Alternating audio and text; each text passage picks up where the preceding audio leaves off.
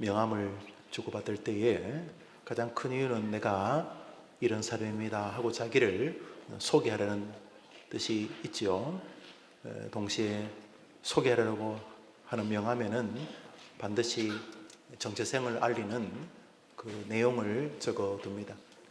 나는 이런 사람입니다 라고 알리는 저는 명함이 있습니다만 주로 명함에는 해림교회 담임 목사 김영우 이렇게 되어 있습니다.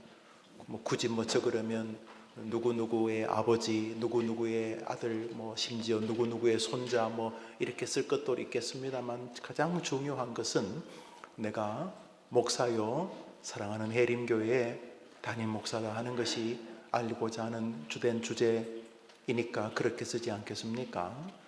그런 것처럼 그리스도인은 그 내면과 그의 언행 안에 자기 정체성의 명함이 늘 있습니다.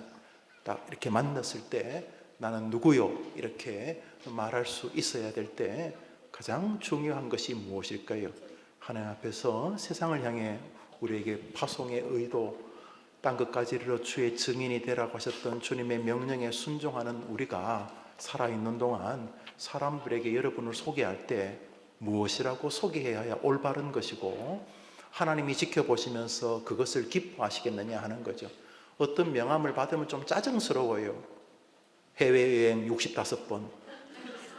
제가 어떤 책을 사니까 책 뒤에 오래된 책인데 책 뒤에 그 어른이 아마 1960년대 70년대는 해외 나가기가 어려워서 그랬나 봅니다만 해외여행 70번 갔다 왔다고 적어놨더라고요.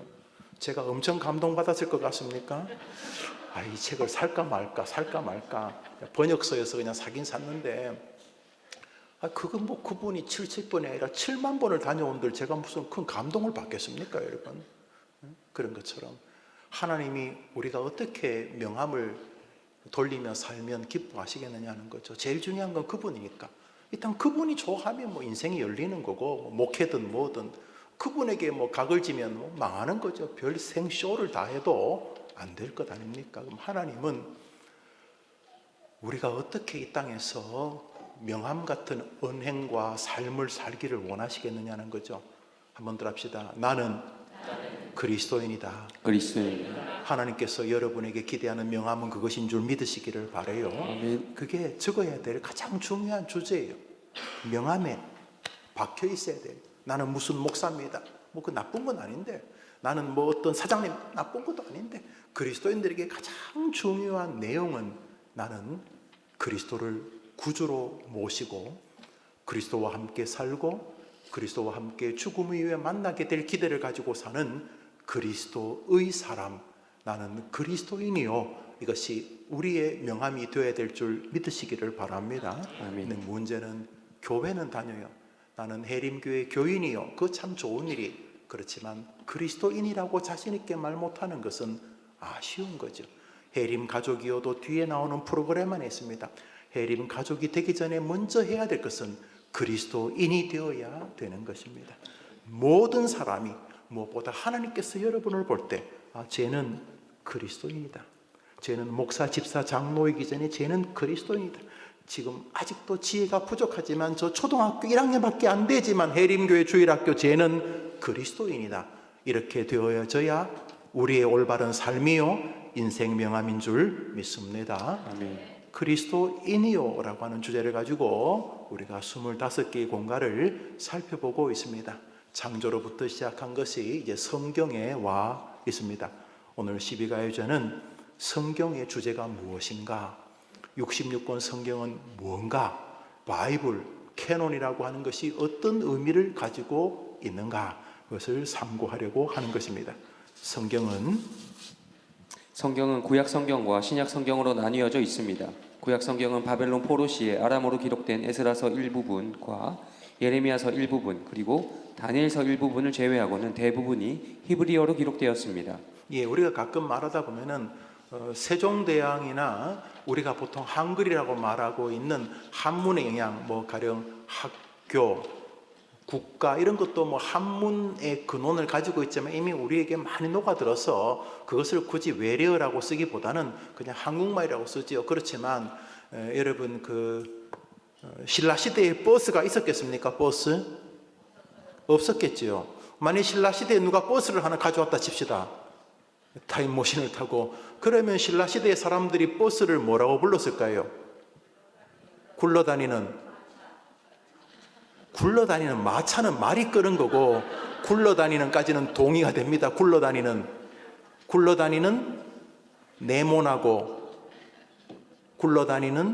네모나고 또 그거 이게 마땅히 쓸 말이 없었어요. 우리나라의 버스라는 것이 우리나라 사람들이 만든 제품이 아니니까 이거 뭐라고 서양 사람들이 부르느냐? 버스라고 부르더라. 그거를 뭐 네모난데 길쭉하고 사람들이 앉아서 저절로 가는 차 이렇게 부르기도 뭐 하니까 그냥 버스라고 부르는 거죠. 버스가 세종대왕이 만든 단어는 아닌 것 같아요. 그죠? 그것처럼 성경에 특수한 몇몇 문장들이 히브리어가 아닌 거리 버스, 망토 아시죠? 턱시드 이런 것처럼 굳이 그게 중요하진 않지만 몇몇 히브리어가 아닌 문장이 몇 개 있지만 대부분은 현 이스라엘 사람들이 쓰는 언어인 히브리어로 되어 있다.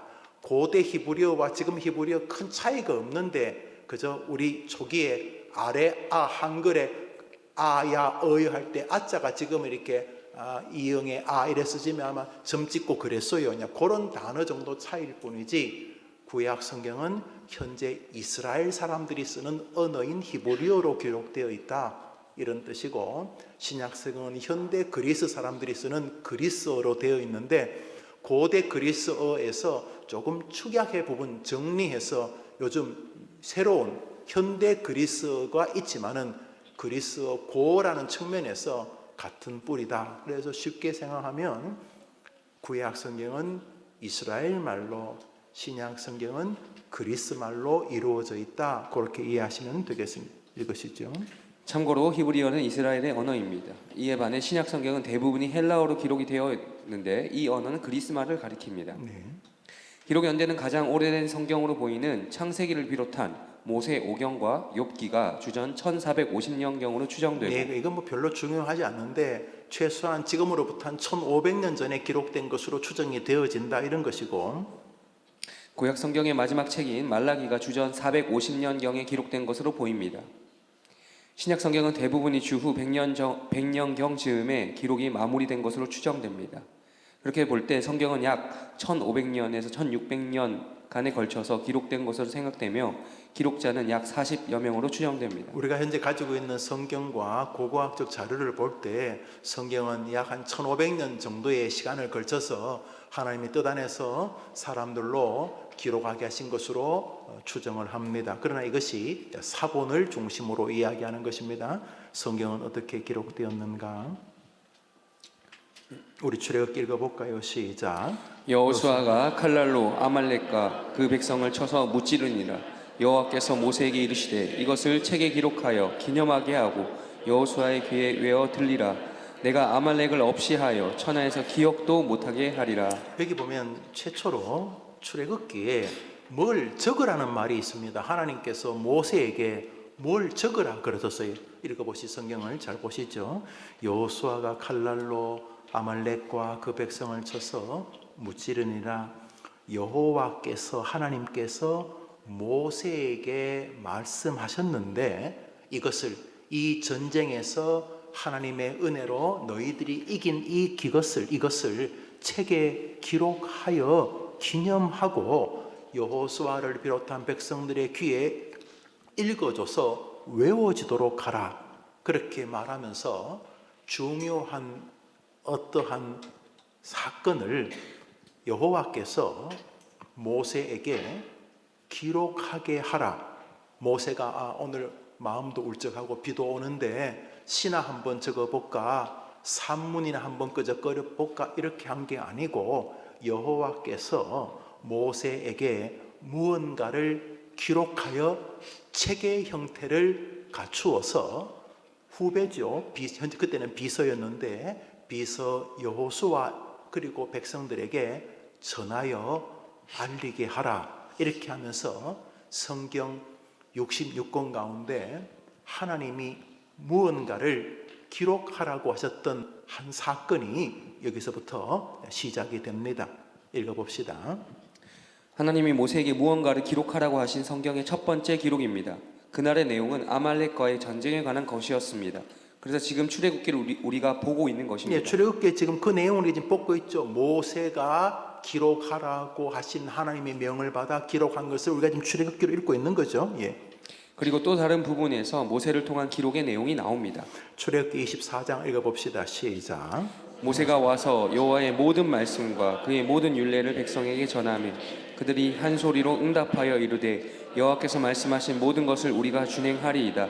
모세가 여호와의 모든 말씀을 기록하고 이른 아침에 일어나 산 아래에 제단을 쌓고 이스라엘 12지파대로 12기둥을 세우고. 여기도 보면 앞뒤에 여러 가지 사건이 나오는데 모세가 여호와의 모든 말씀을 기록하였다 이렇게 말하고 있습니다. 그러니까 모세가 창작한 것이 아니고 여호와의 말씀을 자기의 언어와 자기의 민족이니까 모세가 한국 사람이었으면 한글로 기록했겠지요.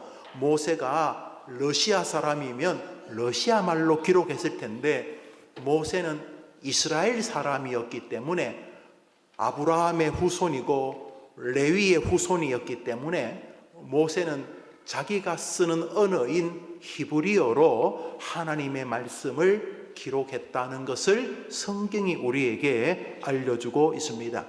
출애굽기 34장도 마찬가지입니다.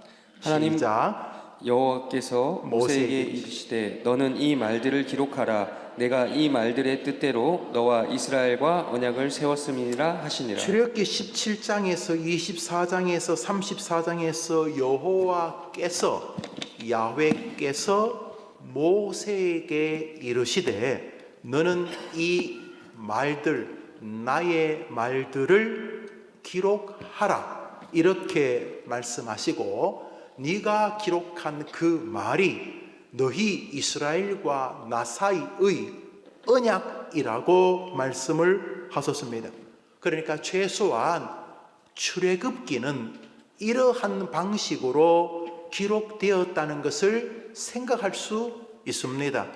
그러면 창세기는요, 출애굽기는 그렇다 치고 민수기, 레위기, 민수기, 신명기, 일명, 모세, 오경이라고 하는 이 책은 그러면 다른 책들은요, 창세기, 레위기는요, 이렇게 신명기는요, 민수기는요, 이렇게 물을 수 있겠죠. 우리 민수기 33장 2절을 읽읍시다. 시작. 모세가 여호와의 명령대로 그 노정을 따라 그들이 행진한 것을 기록하였으니 그들이 행진한 대로의 노정은 이러하니라. 모세가 출애굽하는 출애굽, 이 엑소더스 출애굽을 하는 여정을 기록했다는 거죠. 오늘은 이렇게 하고, 오늘은 계수를 하고, 오늘은 아말렉이 저렇게 하고, 오늘은 하나님이 나보고 네가 든 손을 지팡이를 홍해를 향해 내밀었더니 홍해가 갈라지고, 아말렉하고 싸울 때 아론과 훌이 도와줘서 팔 들고 있을 때는 이기고, 아이고 이제 80, 90 노인이 돼가지고 힘이 내려오면 지고, 이런 것을 이제 모세에게 하나님이 기록하게 하심으로 기록했다. 민수기, 신명기 읽습니다. 시작. 또 모세가 이 율법을 써서 여호와의 언약궤를 매는 레위 자손 제사장들과 이스라엘 모든 장로에게 주고. 이게 모세가 이 말씀을 써서 여호와를 매는 레위 자손 제사장들과 이스라엘 모든 장로에게 줬다고 하니까 모세의 이 기록은 굉장히 많았을 것으로 추정을 합니다. 우선 자기가 적은 게 있겠죠. 이렇게 하나님 주신 말씀 가령 10계명 이렇게 적었단 말 적었는데 하나님께서 이걸 또 제사장하고 레위 지파에게 주라고 하니까 모세가 저녁에는 일 다 마치고 와서 다시 쓴 것 같아요. 그러니까 벌써 원본의 형태가 여러 권이었을 가능성을 느끼게 합니다. 지금 우리가 성경의 역사들을 상고하고 있는 거예요. 물론 이런 거 하나도 몰라도 천국 갈 수 있습니다. 예수님 십자가 달리실 때 옆에 있던 강도 하나가 그런 인물 아닙니까? 그 자기 죄 때문에 죽을 강도가 성경을 읽어봤겠습니까? 교회당을 다녀봤겠습니까? 무슨 목사 집사 밥 한 끼라도 사줘 받겠습니까? 이 강도는 아무것도 할 수가 없었어요. 뭐 그때부터 예수를 믿다 치더라도 지금 쾅쾅 박혀가지고 그 짝대기에 이렇게 붙잡혀 있는데 뭐 어디 가서 뭘 하겠어요? 무슨 성경을 읽으려면 손가락에 침이라도 묻혀야 되냐, 그죠? 이 강도는 침도 못 묻혀 박혀 있어가지고 이 사람은 성경을 읽기는커녕 성경에 보지도 못하고 볼 기회도 없었는데 이 사람이 천국 가지요. 믿으시죠? 왜요? 예수님이 약속했잖아요. 너 오늘 나하고 낙원에 천국이 있겠다고 했잖아요. 그러니까 여러분이 이걸 몰라도 괜찮아요. 이건 목사님 오늘 시비가는 그냥 안 들으렵니다. 그럴 수도 있지만은 혹여나 여러분보다 더 믿음이 어린 손자와 손녀가 이렇게 묻고 갈 때에 또 어디서 이상한 이단들 이렇게 만나서 엉뚱한 이야기 듣고 올 때에 얘야 그건 아니란다.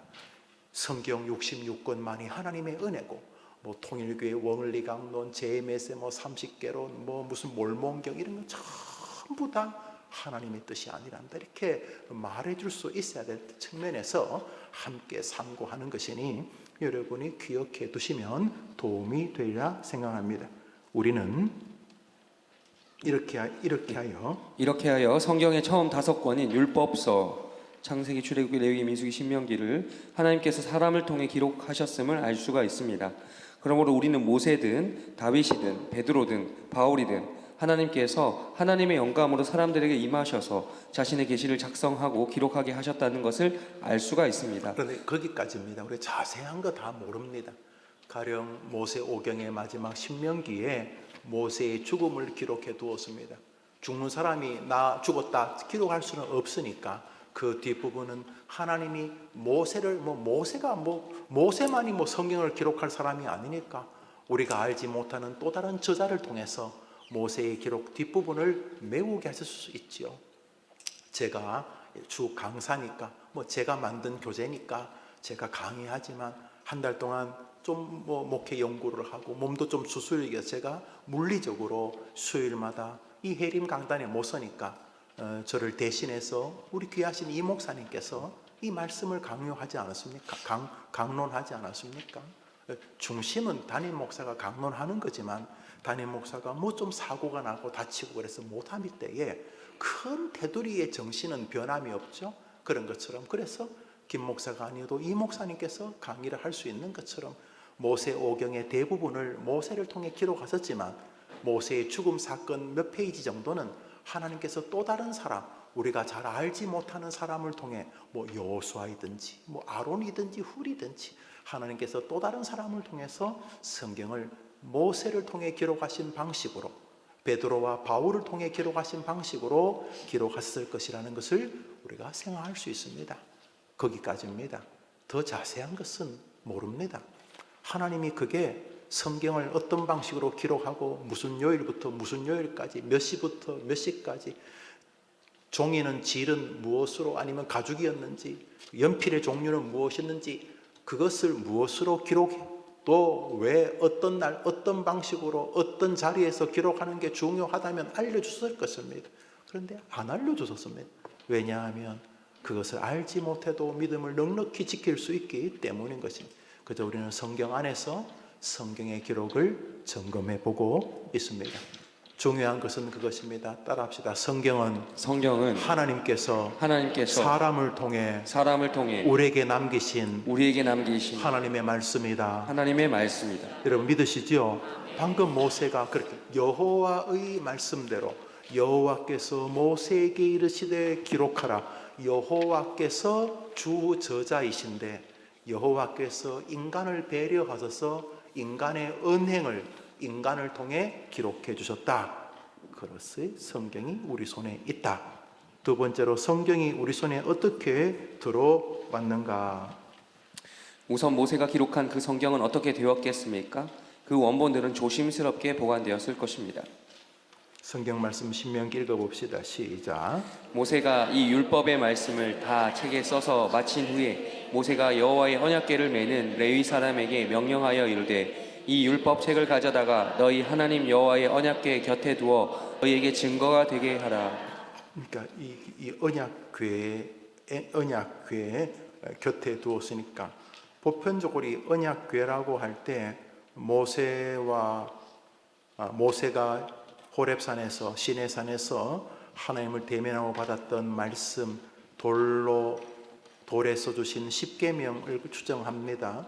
그 다음에 그때인지 아니면 후대인지 모세 혹은 아론의 쌍난 지팡이와 40년 동안 자기들을 먹였던 또 먹이고 있는 만나를 담은 항아리가 그 법궤 안에 혹은 곁에 있었을 것으로 보입니다. 동시에 하나님께서 모세에게 기록하라고 하는 율법책이 늘 그 언약궤 곁에 있었다는 거죠. 그리고 그것은 보강되어지고 있었을 것입니다. 하나님께서 출애굽기 17장, 24장, 34장 이렇게 주님께서 기록하게 하신 것을 기록한 중요한 것은 그 기록이 하나님의 임재의 상징인 이 법궤 곁에 있었다. 언약궤 안에 곁에 있었다는 것을 볼 수 있습니다. 언약궤는 하나님의 임재의 상징이고 언약궤를 함부로 보려고 하다 사람이 순식간에 죽지요. 그런 것처럼 하나님의 현현을 상징한다는 측면에서 율법책의 권위가 이미 출애굽 시절에서부터 하나님적 권위를 가졌다는 것을 알 수가 있어요. 이거 정말 중요해요, 여러분. 성경을요 하나님처럼 대하는 사람은 그 자체가 복됩니다. 그게 외식이다, 형식이다 이렇게 말하는데 위험한 말이에요. 성경 함부로 일반 책처럼 대하는 사람하고 성경을 하나님처럼 대하는 사람하고 같다고요? 자꾸 그게 별로 안 중요하다고 말하고 싶어하는 세상인 거 알아요. 형태가 별로 중요하지 않습니다. 형식이 별로 중요하지 않습니다. 물론 알맹이가 중요합니다.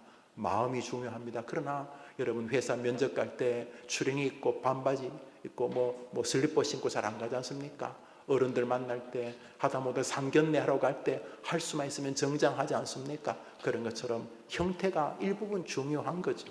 성경을 대할 때 그 내용이 하나님의 역사일 뿐만 아니라 성경 자체를 하나님처럼 대하는 것은 우리 개혁교회의 전통입니다. 왜 개혁교회가 강단이 중앙에 있습니까? 저쪽 한 구석에 있지 않고 하나님의 말씀을 선포하고 교회의 중심은 하나님이라는 것을 말씀을 통해 의인화하는 것인 것이죠. 말씀을 하나님처럼 대하는 것은 여러분과 후손들에게 복된 것입니다. 이 시대에 가장 슬픈 일이 말씀을 소홀히 대하는 것입니다. 어디서부터 근거한 자유입니까? 누가 준 편안함입니까? 편안한 것은 사람을 대할 때지 말씀을 대할 때는 거룩한 부담이 귀한 것입니다. 율법책을 언약궤 곁에 둔 것은 율법을 대하는 말씀을 대하는 하나님의 백성들의 자세를 우리에게 요청하시는 것으로 보아야 할 것입니다. 모세가 기록한 성경은 제사장들에게 주어져 지성소의 법궤 옆에 안치되었습니다. 그리고 그 성경은 이스라엘이 힘들고 어려울 때 임재하신 하나님의 현현의 지위를 가졌습니다. 성경이 곧 하나님 임재의 실상이었던 것입니다. 여호수아서 읽읍시다. 시작. 오직 강하고 극히 담대하여 나의 종 모세가 내게 명령한 그 율법을 다 지켜 행하고 우로나 좌로나 치우치지 말라. 그리하면 어디로 가든지 형통하리니 이 율법책을 내 입에서 떠나지 말게 하며 주야로 그것을 묵상하여 그 안에 기록된 대로 다 지켜 행하라. 그리하면 내 길이 평탄하게 될 것이며 내가 형통하리라. 이미 여러분들이 율법책 성경의 기록을 모르셔도 이 본문을 이해하는 데 아무런 어려움이 없었을 것입니다만 여호수아에게 율법책은 바로 언약궤 옆에 있는 바로 그 책입니다. 모세가 기록한 바로 그 책입니다. 그 책에 있는 하나님의 말씀을 하나님은 자기를 설명합니다. 거기 기록된 대로 행하는 것이 내 뜻이라고 말하므로 하나님의 현현이란 말은 우리 신조에 나오는 단어인데 나타났다는 거죠. 자신을 드러내셨다는 거죠. 그러므로 하나님을 드러내고 하나님을 만나고 싶으면 성경으로 가시게 되기를 바랍니다. 아멘. 여러분 설교에 하나님 역사하시면 말씀 속에서 하나님 만난다고 믿으면 아멘 해보십시오. 아멘. 제가 그런 사람입니다. 제가 어느 날 설교를 통해 하나님을 만났습니다. 그 이후로부터 설교에 대한 부담을 가지게 됐어요. 왜냐하면 나도 말씀을 통해 설교를 통해 하나님 만났었기 때문에 내가 그 빚진 마음이 있습니다. 어린 아이든 초등학생이든 중학생이든 임종을 앞둔 노인이든 말씀을 설교를 통해 하나님을 만나기를 바라는 마음이 제 안에 있어요. 여러분 지금도 마찬가지입니다. 지금도 하나님은 말씀으로 역사한다고 우리는 믿습니다. 아멘. 신조는 그것을 이렇게 말합니다. 어떻게 사람에게 구원의 역사가 일어나는가? 성경의 낭독, 특별히 설교를 통해 그 일을 행하신다. 성경의 낭독, 성경 읽기와 설교를 통해 지금도 하나님은 구원의 역사를 일으키신다는 것이죠. 할렐루야. 아멘. 우리 교회가 계속 그렇고 우리 아이들이 그렇고 그 아이들이 다른 사람에게 그 마음을 가지고 말씀을 증거하게 되기를 바라는 것입니다. 다윗이 솔로몬에게 남기는 유언도 모세가 여호수아에게, 하나님이 여호수아에게 하시는 말과 대동소이합니다. 열왕기상 2장입니다. 시작. 내 하나님 여호와의 명령을 지켜 그 길로 행하여 그 법률과 계명과 율례와 증거를 모세의 율법에 기록된 대로 지키라. 그리하면 네가 무엇을 하든지 어디로 가든지 형통할지라. 아니 모세와 다윗 사이에 얼마나 거리가 뭡니까? 모세가 40년 동안 이렇게 와서 이스라엘에 들어오고 이스라엘에 한참 지난 다음에 엘리 시절이 지나고 사무엘 시절이 지나고 사울 왕이 지나고 다윗이 지나고 다윗이 살다가 이제 죽을 때 가까워서 솔로몬이 이 지금 수백 년이 지났는데도 다윗이 뭐라고 하냐 하면 아들에게 아들아 모세가 우리에게 기록한 율법책에 기록된 대로 행하면 너는 복을 받으리라. 그러니까 이 모세가 기록한 아마도 모세 오경으로 추정되는 이 성경책이 다윗 시대에도 믿음의 사람들이 유언으로 자기 자식의 인생의 행복의 길이 있는 루트, 진리의 반석으로 인식하고 있었다는 것이죠. 그러니까 다윗도 성경 중심 신앙인이었다는 사실을 알 수가 있는 것이죠. 물론 뭐 다윗이 총 나간다 칼 나간다 위대한 사람인 건 맞아요. 하나님의 직접적인 음성도 듣고 그랬지만 이 다윗의 정신 안에는 하나님께서 우리에게 주신, 그때는 이제 신약 성경은 없었지요. 그러니까 구약 성경, 우선 모세 오경이 하나님의 말씀을 너가 마음에 품고 지키며 사랑하며 살아간다면 너는 복을 받을 것이다. 형통하게 될 것이다. 이 진리는 지금도 변함없는 줄 믿습니다. 아멘. 한번 더 합시다. 오직 말씀. 오직 말씀. 그게 여러분이 사랑하는 아들, 딸, 손자, 손녀가 형통한 길인 줄 믿으면 아마 아멘 해보십시오. 아멘. 여러분 모세 시대는 그렇게 하면 형통하고 여호수아 시절은 그렇게 하면 형통하고 다윗 솔로몬 시절은 그렇게 하면 형통하고 우리 시절은 말씀을 사랑하지 하는데도 형통 안 하면 말이 안 되지 않습니까? 그때는 말씀을 사랑하고 순종하면 형통하고 지금은 다른 것으로 형통한다면 이건 하나님의 일관성이 무너지는 것 아닙니까? 그럴 리가 없습니다. 그러므로 이 시대를 살리는 것은 말씀 중심의 신앙인 줄 믿습니다. 아멘. 영원한 진리일 수밖에 없는 것입니다. 말씀 제쳐두고 자꾸 다른 것으로 교회를 성장시키려고 하면 안 됩니다. 그거 뭐 성장도 안 하겠지만 해봐야 팝콘입니다. 팝콘. 갑자기 뻥 튀기지만 그거 생명 없습니다. 여러분 팝콘 심으면 옥수수 납니까 안 납니까? 예, 팝콘은 어떻게 됩니까? 팝콘은 잠시 후에 똥으로 변합니다. 영화 보면서 영화 보면서 똥으로 변합니다. 가끔 비계로 뱃살로 변합니다. 아무것도 아닙니다. 말씀의 씨가 우리의 후손을 살리는 것을 우리는 분명히 믿습니다. 시간이 날 때마다 성경을 묵상하고 성경을 읽고 설교의 귀를 기울이는 것은 정말로 인간이 할 수 있는 최고의 선용하는 시간을 보내는 것이 아닐 수가 없습니다. 그들 모두가 기록된 성경을 하나님의 말씀으로 수납하였던 것입니다.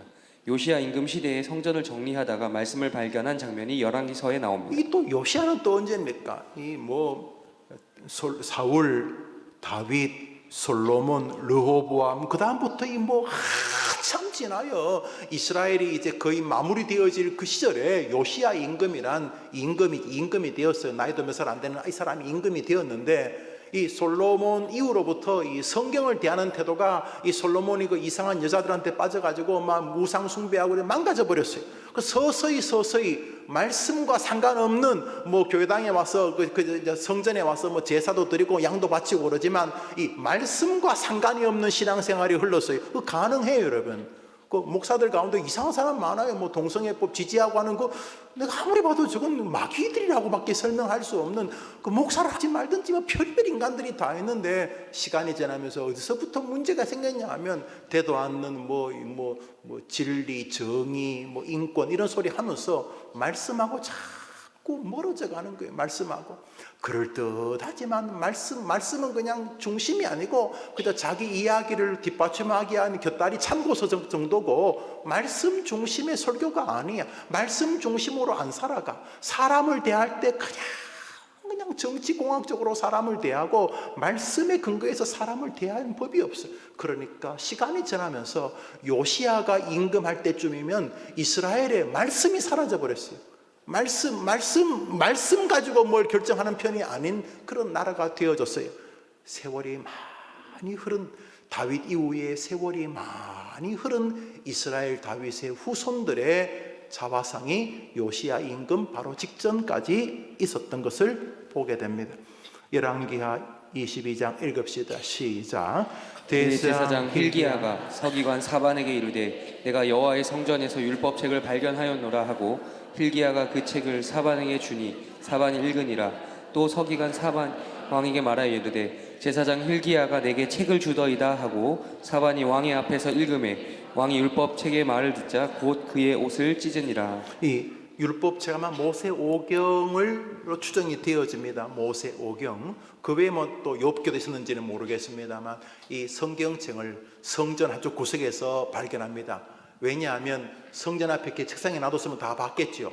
그런데 성경책, 말살 정책을 펼쳤는지 여튼간에 성경을 가지고 있으면 뭐 그냥 그 중국의 무슨 그 뭡니까 그 홍위병 시절에 막 뭐 혁명하면서 막 다 그냥 공부 좀 한 사람 다 잡아 죽이고 뭐 고등학교 대학교 나오면 일단 이상하게 감옥 집어넣고 막 그런 시절에 이 뭐 말이 문화혁명이지 이상한 짓 하면서 책이란 책을 다 불태우고 막 그랬는데 아마 그때 그랬는지 성경책을 사람들이 서서히 보지 않게 돼요. 좀 우리 시대가 그렇다 생각을 해요. 안 보잖아요. 아침에 일어나면 핸드폰부터 보잖아요. 하루 종일 목표도 없어. 목표도 하루 종일 쇼츠, 무한 쇼츠, 잠잘 때까지 성경책을 보는 법이 없어. 예를 들어서 그리고 나중에는 성경책 보면 잡아가고 그러다 보니까 어느 순간부터 성경책을 안 보는 시절이 우리 시대. 수많은 게임 거기다 모든 마음을 가지고 성경책을 보지 않는 시대. 성경책. 우리 시대가 바로 이 시대죠. 그런데 요시야 임금 시절에 성전이 하도 무너지고 그러니까 그 뭐 제사도 드리고 하니까 임금님 성전이 좀 무너지기도 하고 거미줄 쳤네 청소 좀 할까요? 그래서 그럼 국고에서 몇 천만 원 해가지고 청소 좀 해라. 그래서 국고를 가지고 이제 청소를 하다가 저 한쪽 구석에 어디 뭐 저 구들장 구석에 이렇게 판자를 여니까 책 한 권이 수백 년 만에 발견된 성경책이었어요. 책을 톡 털고 이제 와가지고 이제 그때 제사장인 사독이라는 사람이 이게 말로만 듣던 그 성경책 같습니다. 임금님한테 보고를 합니다. 임금님한테 고려청자 같이 나오던. 그래서 임금이 그 뭐냐? 그 성경책 같습니다. 그래, 그 뭐든 내용이냐? 그래서 읽기 시작합니다. 읽어봐라. 그래서 이제 제사장 또 서기관이 이제 읽기 시작하는데 1년 동안 부흥이 오게 됩니다. 1907년 평양 장대영 교회에서 일어났던 것처럼 여러분들이 예수를 만날 때 여러분 마음 안에서 벌어졌던 같은 리바이벌이 일어나게 됩니다. 할렐루야. 임금이 그걸 듣자 하나님을 떠난 것이 얼마나 처참하고 하나님이 여호수아에게 말했던 것처럼 너가 이 율법책의 말씀을 지키면 나 여호와가 너를 형통하게 할 것이고 너가 내 말을 버리면 나는 너를 버릴 것이다. 요시야 임금이 성경책을 듣다가 왜 자기 민족이 이렇게 아수르에게 바벨론에게 포로가 되어질 위급한 시기에 서 있는지를 깨닫게 됩니다. 읽습니다. 이 말씀대로 따르자 이스라엘에 큰 부흥이 오게 됩니다. 아마도 제사장 hil기야가 발견한 이 율법책은 므낫세와 아몬의 사악한 다스림 하에 비밀리에 숨겨두었던 모세오경을 비롯한 성경이었을 것입니다. 중요한 것은 하나님의 상징인 성소와 법궤 옆에 성경을 보관함으로 하나님께서 자신과 자신의 기록된 말씀을 동일시하는 것을 알 수가 있습니다. 로마서는 애굽의 임금 바로에게 모세가 말하는 장면이 나오는데 모세는 성경을 하나님처럼 인격화하여 말합니다. 그러니까 지금 모세가 여호수아 시절로 이어질 때의 성경의 권위를 하나님이 존중하고 다윗이 솔로몬으로 자신의 그 권력을 이양할 때도 성경의 권위를 다윗이 존중하고 있다는 것을 알 수가 있고, 요시야 시절에 한동안 잊었던 하나님의 말씀이 회복되어지자 이스라엘의 큰 부흥이 요시야 시대에 하나님이 역사하시게 됩니다. 주변 나라들을 하나님이 요시야 시절에 두렵게 만드심으로 요시야 시대에 태평성대를 이루게 됩니다. 사실 이스라엘의 마지막에 모든 사람들은 요시야의 아들이거나 요시야의 동생입니다. 요시야 시절을 마지막으로 복을 주셨던 것입니다. 말씀 사랑하면 하늘이 열리고 복이 임하는 줄 믿으면 아멘 해보십시오. 아멘. 돌아가실 때까지 성경 사랑하는 사람으로 죽으셔도 여러분 후회하지 않으실 것입니다.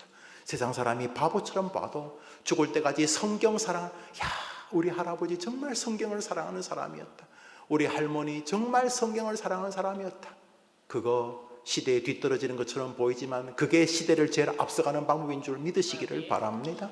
하나님에게 잘 보이는 방법이 여기 있습니다. 이게 왕도입니다. 이게 쇼컷입니다. 이게 제일 지름길입니다. 말씀이 있는 여러분과 말씀이 있는 해림교회 되기를 축원합니다. 아멘.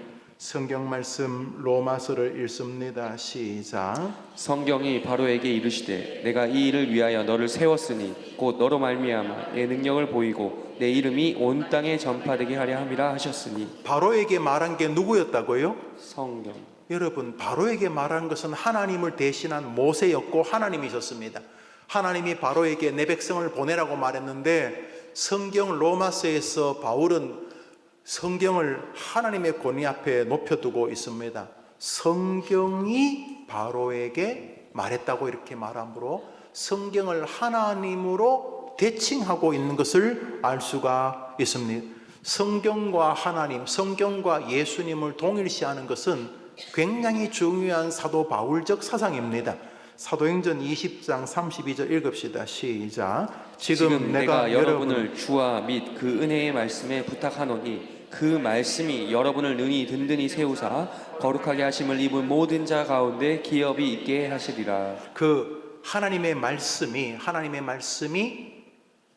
여러분을 든든히 세운다, 이거 이해가 됩니다. 그런데 그 앞에 뭐라 그랬습니까?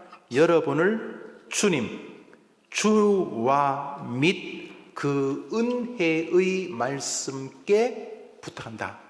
바울에게 성경은 하나님적 권위를 가진 모습이었던 것을 알 수가 있습니다.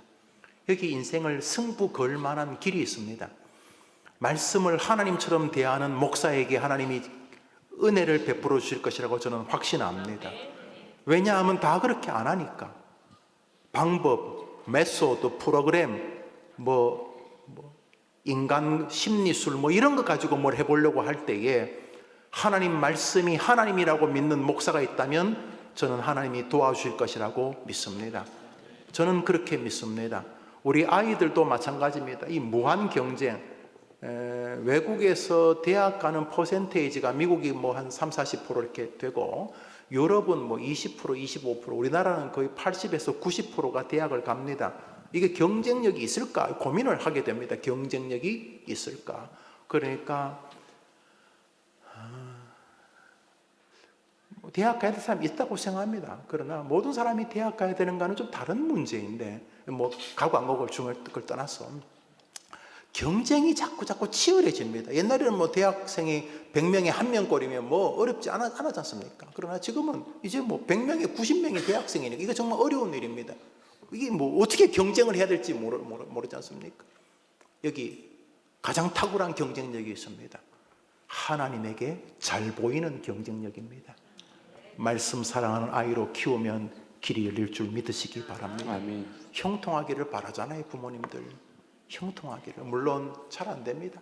맨날 말해도 안 됩니다. 그렇지만 기도할 수 있으면 하나님 우리 아이에게 말씀 사랑의 영을 부어 주옵소서. 여러분, 아이들이 말씀을 사랑하는 아이가 된다면 걔는 걱정 안 하셔도 됩니다. 하나님이 뭐라 그랬어요? 내가 어디를 가든지 너를 형통하게 하겠다. 이 말씀을 지키고 사랑한다는 그 말씀이 우리를 복되게 하실 수 있는 줄 믿으시기를 바라고 아멘. 말씀의 삶 되기를 축복합니다. 아멘. 읽으시죠. 모세는 이 율법책을 중심으로 이스라엘을 다스렸습니다. 그러나 그는 곧 한계에 봉착합니다. 모세가 그 성경의 근거에서 판단하고 정리해야 할 일과 사건이 너무 많았던 것입니다. 모세 혼자 모든 것을 결정하고 판단하고 또 재판하는 것은 거의 불가능에 가까웠습니다. 어느 날 그의 장인이 그에게 이렇게 말했습니다. 하나님께서 모세에게 율법책을 기록한 다음에 그 율법책의 근거에서 문제를 판단하니까 좋았습니다. 그래서 이제 판단할 수 있는 근거가 생겼어요. 아, 이거요? 이거는 이렇게 하세요. 아, 그거요? 그거는 이렇게 하세요. 이제 모세는 그 전까지는 들어보고 생각해보고 사람들하고 또 모여가지고 회의하고 그래서 결정했는데 이제는 쉬워졌어요. 아, 그거요? 가만히 있어 보세요. 그것은 출애굽기사죠. 아, 그거는 이렇게 하세요. 아, 가만.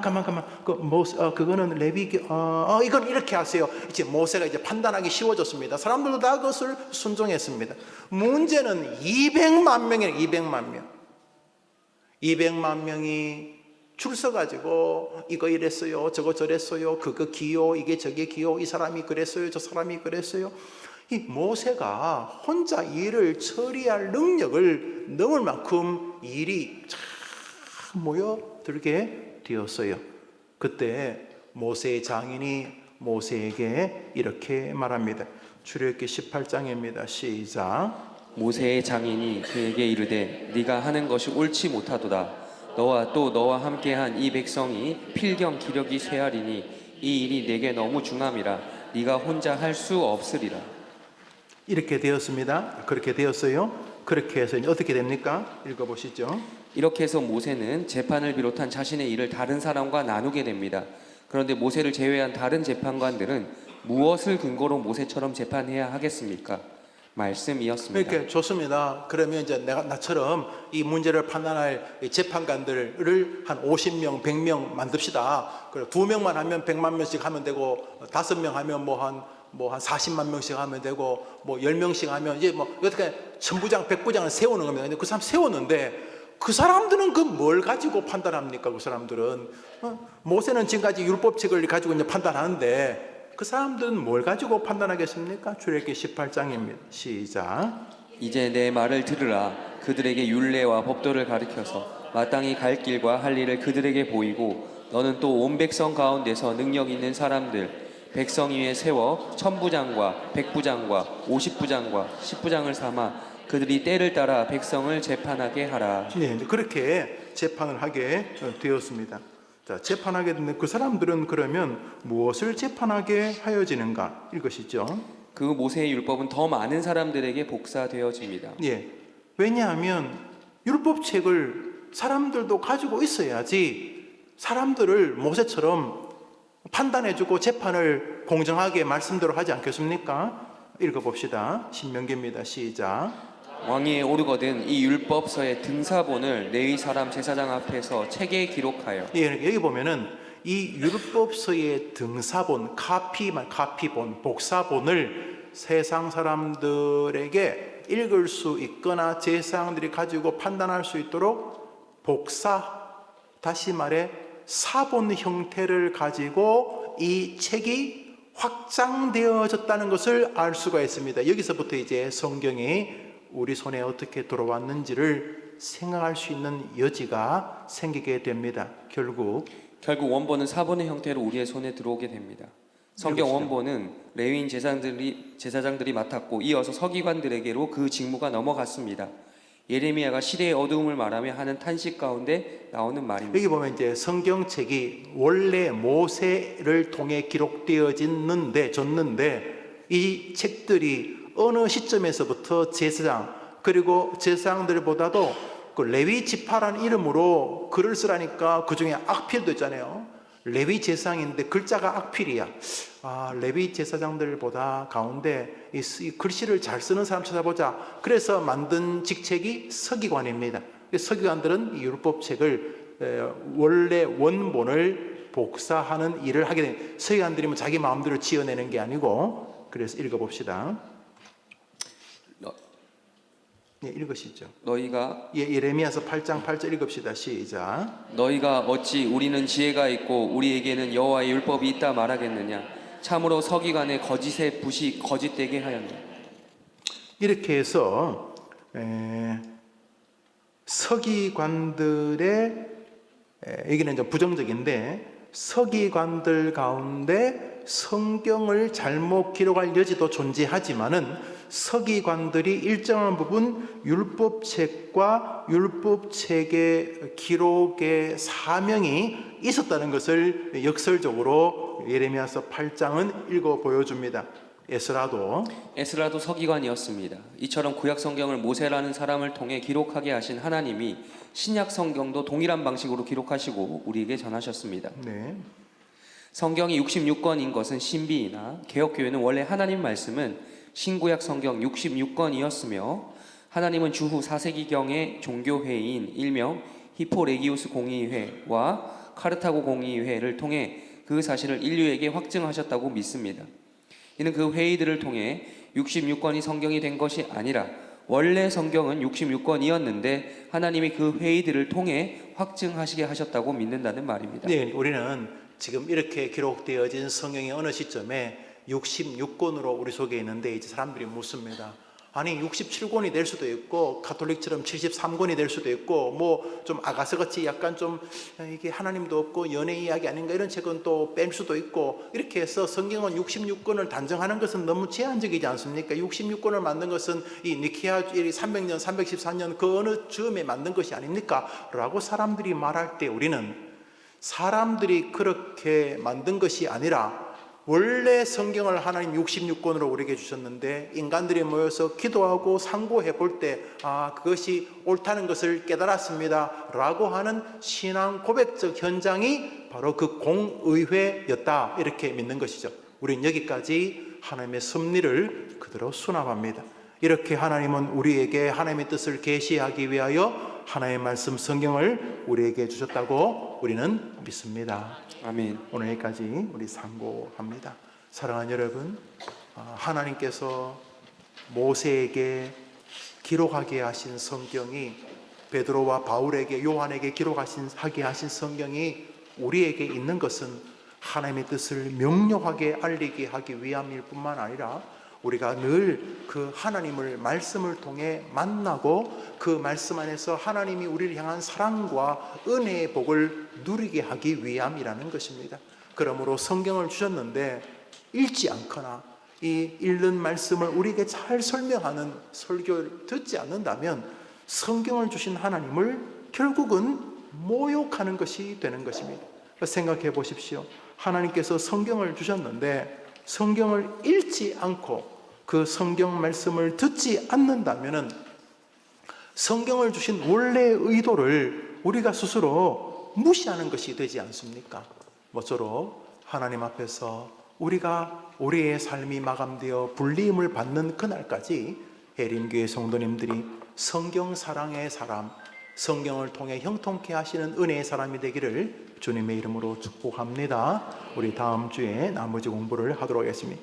여러분의 성도님이 11조를 비전헌금을 각종 헌금을 하나님께 드리셨습니다. 제가 한번 기도하고 주님 가르친 기도 예배를 마치고 자유롭게 기도하고 돌아가십니다. 자비로우신 하나님 아버지 감사합니다. 사랑하는 주의 백성들과 함께 성경에 대해서 오늘 상고하게 하신 것 감사합니다.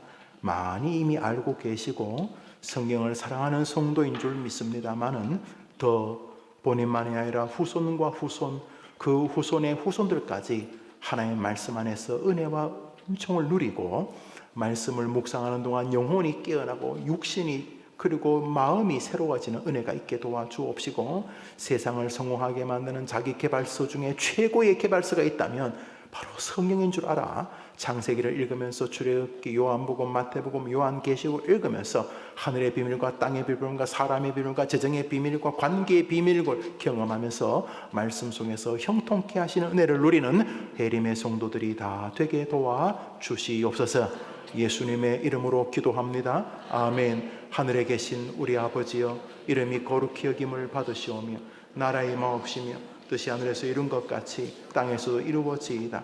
오늘날 우리에게 일용할 양식을 주옵시고 우리가 우리에게 죄 지은 자를 사하여 준 것 같이 우리 죄를 사하여 주옵시고 우리를 시험에 들게 하지 마옵시고 다만 악에서 구하옵소서. 내게 나라와 권세와 영광이 아버지께 영원히 있사옵나이다. 아멘. 기도합시다.